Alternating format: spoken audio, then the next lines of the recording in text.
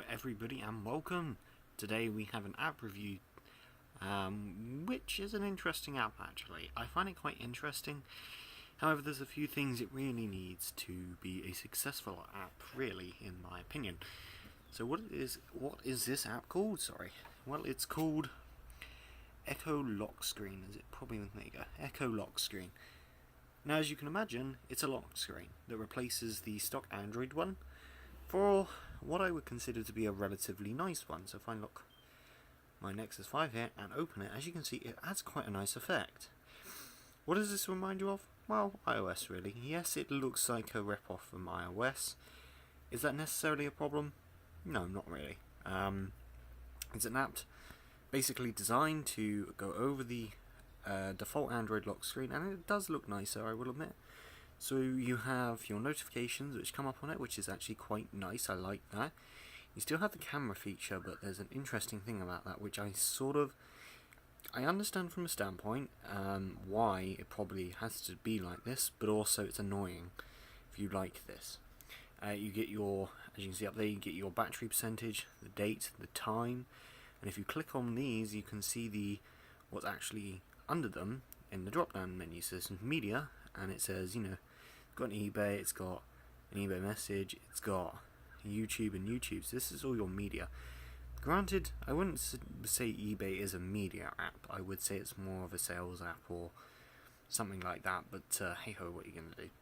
And then under other, you've got things like Google Play.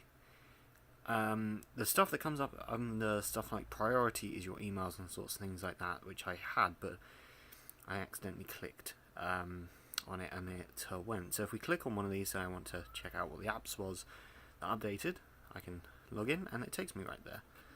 And then when I come back, it's gone. Annoying, but it's how it actually works on Android anyway, so not really annoying. And the same happens here. I could go into this YouTube video that Marquez uploaded. I've just said that wrong twice. I'm really sorry about that. And I can have a look at that. So it's actually a really nice app. I really do like it. However, there's a few bad things, as I said. Let me just close that. You can clear the notifications by clicking on the X over here. So if I click there, you can see the X. Let's bring that in for a close-up. So you can see the X there. And if I go X and it says clear, I can clear it. And there you go. You get a nice home screen, which then brings up your wallpaper and it blurs it basically. And this is the stock wallpaper. There's only one wallpaper that comes with this app. This is the stock one, which I think actually looks rather nice, which is why I kept it. So let me go over one of the things I dislike about this app.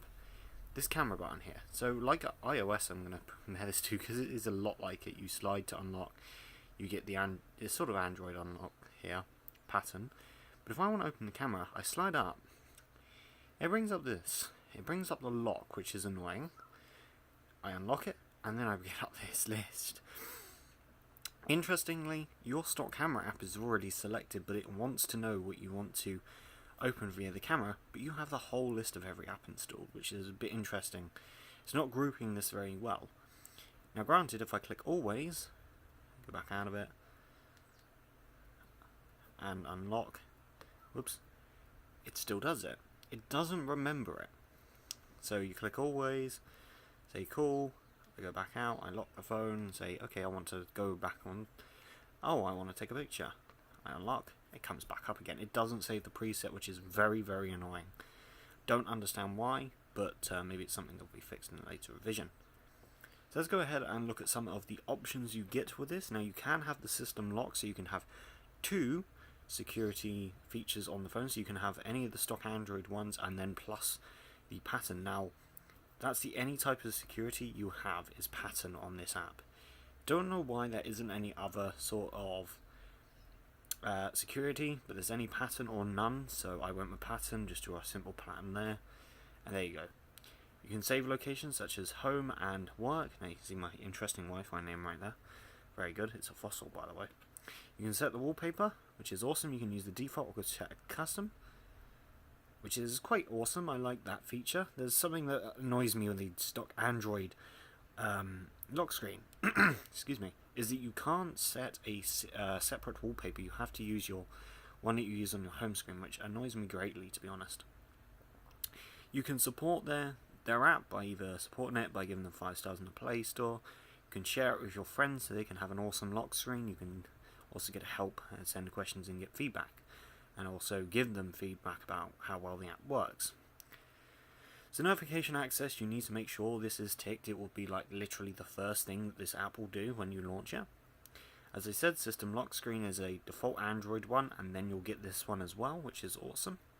So if I actually turn that on, it brings you into this menu. So let's just say I set a pin 0000. This is a super secure, unbreakable passcode. So when we go ahead, there you go. You saw it, we unlock our phone, and then it brings us back to this. We enter the super security code, and there we go. So it's you can have 2 securities on, or whatever, security phases on your phone, and I guess it's a really cool feature. Notification grouping, which means, such as, it does most of it automatically, so if I really wanted, I could set eBay or whatnot to be under certain groups, which is awesome. I actually quite like that. You also have lock screen, so you can set the duration in which, how long it takes for this to go back into the sleep. I've just turned something on, or off. I think I turned that off.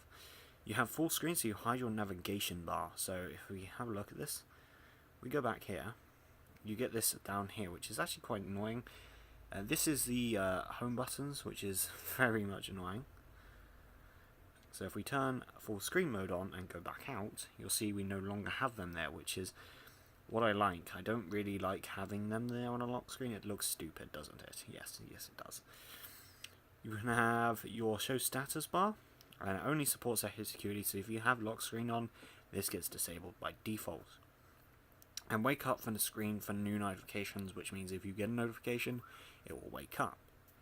So the app in general is pretty darn good. There's a few things that it really needs to have work on, such as when you use the camera here, that it wouldn't... Hang on, let me just get rid of this fucking... actually, that was interesting. It didn't work then. Let me try that again. So we unlock the camera, and we go through it, and it doesn't work. So if you use the screen, if you use the stock Android screen, it also does, it disables the access to the camera. Oops.